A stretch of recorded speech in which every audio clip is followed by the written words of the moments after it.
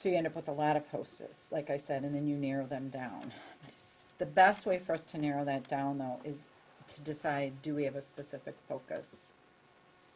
Something that we've seen from the kids' work, from what they've been doing that we feel like we need to build upon to help them. And I know when we did that one performance assessment, I don't know if there's things back from that you would like to, on character work, but this story, I feel like you could do character work, you could do theme, just even even some author's craft, because there was flashback in there and how he's referring things. So, but, the whole purpose of that read aloud is to encompass many things, but you can't do everything, It's you have to kind of think of your thing as over time, what am I going to do? Through there, if you've been doing something with the kids, and I'm thinking back to that performance assessment we did, they at that point were having trouble really giving us some details about characters. They weren't really digging in. This story, we could do some of that with. It would work, because there's how he reacts, what he thinks about, what he talks about, the whole thing he's supposed to get up the mountain. Does he give up or not give up? But I also feel like we could touch on theme, too, at the end and say, what was the message of the story? Now looking at the character and how that could lead us to the theme. That could be one thing we could do. So a lot of my... So what were your steps? Why don't you tell me what your steps were? I mean, I had something right away in the beginning, like, what is the setting? I think we still have kids who would have a hard time just being descriptive and telling us what the setting was. They're going to say Mount Cinder. What about that? So right away in the beginning, there's actually a really good description of it that they could pull lots of details from. But then the next part is about the symbolism of that. And so the setting is obviously a symbol for something, so that's starting to do more theme work. If they can identify the setting, then what is the symbolism of that? Right. And then on 32, I started pulling in like literary elements, so it said like bullying heat. And so it's still setting, but now it's what is the author doing when they're saying the heat is bullying. And so that's not direct language, and you can talk about figurative language. Right. Then I had stuff about character and emotional timelines and seeing how that fit in. And then I had the flashback marked. Yep. That was something that happened in there. Now I'm thinking about the flashback. I think you could continue talking about setting and how the setting was kind of established in the flashback, or the character's ideas about where he was going were established, or Dad's opinion of where he was going were established. And then when he gets there, how different it is than what he's been promised. So the dad is kind of promised one setting, and the apron tents and the carpets and the whatever. And then when he gets there, it's totally different. And I had some about like what kind of person are different people. So Russ, what kind of person is he? What kind of person is Joey? There were a lot of different characters in it that they could track. Right. And then the event of the kid falling on the mountain, and why don't they just leave him, and what's going on there. Then kind of the character change, like we see him change this mindset of he's going to get up there, but then the disappointment at the end. So he gets up there and he's been promised this great aha moment. And he tried to feel different. And he I love that. How come I feel? Do I look different? I love that part. And then it was super funny to me how it ended, where Russ said, "Everybody up! It's 2 miles to Horseshoe Lake." Like, yeah, right. He's feeling all accomplished that he's done this, and the guy is like, "Okay, good job. 2 miles." He doesn't even say good job. He's just like, "Everybody up! 2 more miles to go." Right.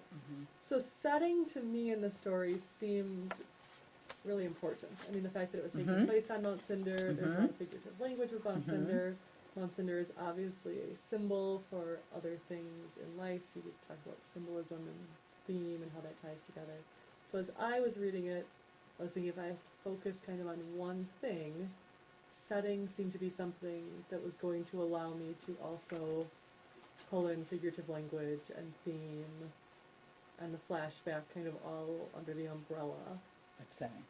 Today we're going to talk about setting. We're going to focus on setting of the story. Well, and I just found there was so much in this, like, just to step back a minute, like when you were talking about, each time you do read aloud, it might be a little bit broad or it's going to be focused. And I feel like even, like when I think about Mamie, Leon, just even chapter-wise, like some chapters I think we can read without doing a lot of stopping. Then there's other Right. chapters where you start feeling like we could stop, and really sort of encompass a lot of points. So I guess it's interesting listening. I didn't focus so much on the setting in here. Like Yeah. when I read this, I was like, there's just so much. I mean, you could just stop like every paragraph. You could stop Right. constantly in Right. this one. And I ended up focusing a little bit more on sort of the lesson and the theme. And Mhm. mine was a little bit more about the characters and then the lessons and the, the strength of the characters and the life lesson that Russ was trying to teach and show the boys, and how you see the weakness and how they overcome them, and the reflection, how at one point he's reflecting on his past, almost as if you see a breakthrough moment that he's going to get something out of this emotional change, but then he seems to go on and he doesn't. Do you ever read aloud with a Yes. different lens? Sometimes I do, yes. Especially, and that's what I was going to say, is that not a book because it's too Right. long, but these types of stories, when they're short like that, I do that. Like Those Shoes is one that I would pull in when we were doing social issues, but I'd also do it when we were doing character work at the beginning of the year. So the kids would have heard it at the beginning of the year, but then when we got into social issues, I was pulling that in again just because they looked at it a different way. And Well, I'm just thinking in terms of teaching kids that there's so much to be keeping track of in the story. So if we read this and we really focus on setting, and they think they've done really hard thinking work on setting, and then you change lenses, and the next time you read it, you're going to focus on character, and again they realize all the really hard thinking work they do with character, and then can you have the conversation of, this is the same story, so this is all the thinking work that needs to go on as you're reading, and there's so many layers that the author has layered in there. You know, I focused on setting, the Zimmerman focused on character. We saw the story differently because of what we focused on. As good readers, you really need to be focusing on all of it kind of simultaneously, or if you're not focusing on all of it, then you might need to reread to see what you've missed as a reader. well, and I think Or like what you else just you said, can- or doing, what else you can get from it. yes, I what mean, else you can read you? it, now what else can I get through the second or third time? Well, if you think about close reading and think about the rereading, those skills that we teach kids, there's nothing wrong with pulling it back in and doing that kind of thing. Because you can't, I think, the tendency with a read aloud, think aloud type of thing is, oh my gosh, there's so much we have to do. How in the world do I cover everything? And that's where really I feel like we need to look at what is the work our kids need to be doing, or what's the unit we're in right now. Sometimes I'm actually looking to my next unit and thinking about what's going to be coming up. And I actually, in my read aloud, start to point these things out before I ever teach them, so that they've had some exposure, so that when we get to that unit, they'll have had, oh, we've talked about this before. So there's a lot of ways to use a read aloud. And I know one of the things we talked about is we've got kids, we need to move them up the level. We need to move them to the next thing. So I feel like that's where we can look at the text band, and then maybe look for a chart to help focus what they're tracking as they're reading, as one of the things that they're tracking. Because it's like that, is it the UVW? That's what we're trying to move on into. So characters, they're tracking, adults become important, it says. They're tracking a lot of characters. Trickiness is that there's going to be clues about the story. Plot, multiple things going on. Here we go. Characters and setting at this level become symbolic of bigger themes. So now you both kind of hit already, didn't you? Theme, setting. That's one of the things. Readers benefit from wondering whether the setting could be a symbol for the theme or the issue in the lives of the characters. Everything could be symbolic, and the symbols might not be repeated across the text like they are in RST. Entire chapters may jump back in time. Now, this is a short story, so all of a sudden, but there is that flashback. All of a sudden, there is that. So that structure. Do you see where I'm looking at? Yeah, On this, and then if I look on. In Katie's chart, she had the same thing, and then she has a chart with it. Setting a character, this could be a symbol of the theme of, I think this because, and it's that same thing you just read off. Characters and setting at this level become symbolic of bigger themes.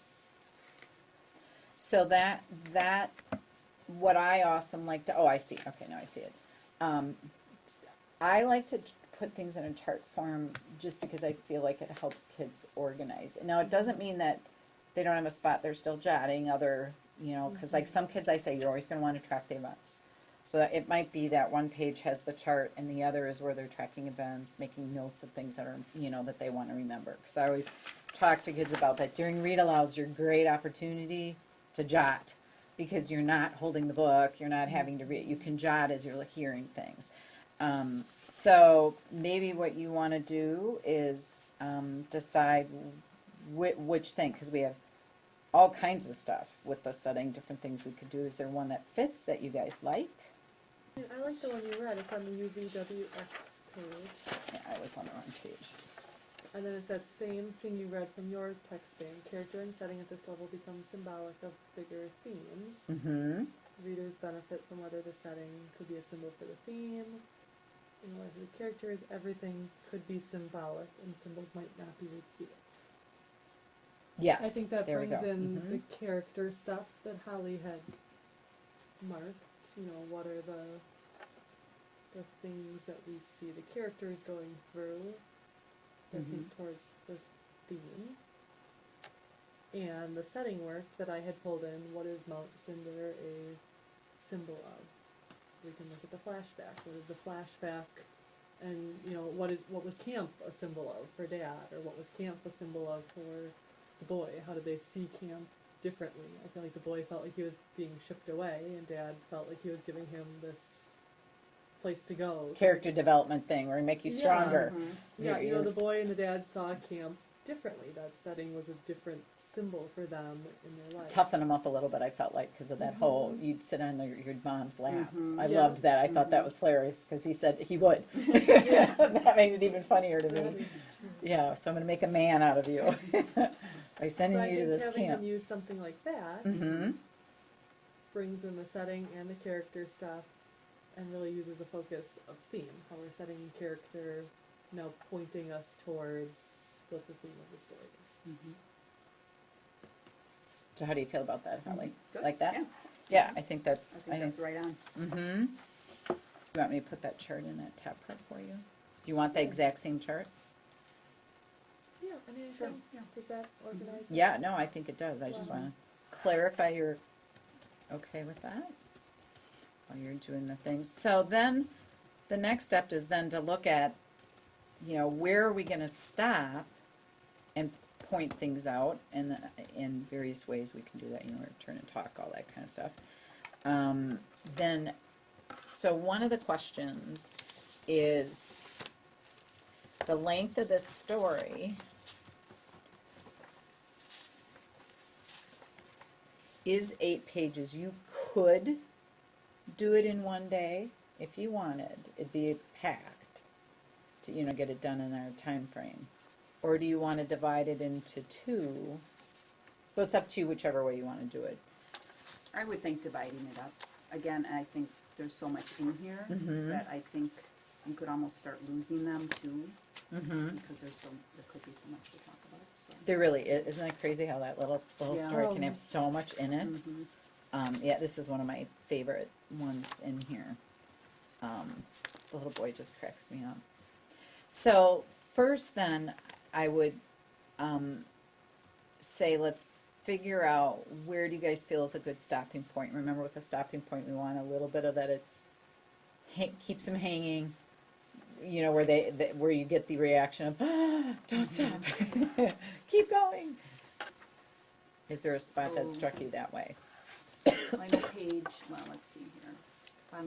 Okay, so now what we want to do is chart out what we're going to do. So my questions here make no sense because it's the first time we're reading it, so I'll take those out. So the only thing before reading, what do you want to set them up for? it's always good to give a little bit of background. What do you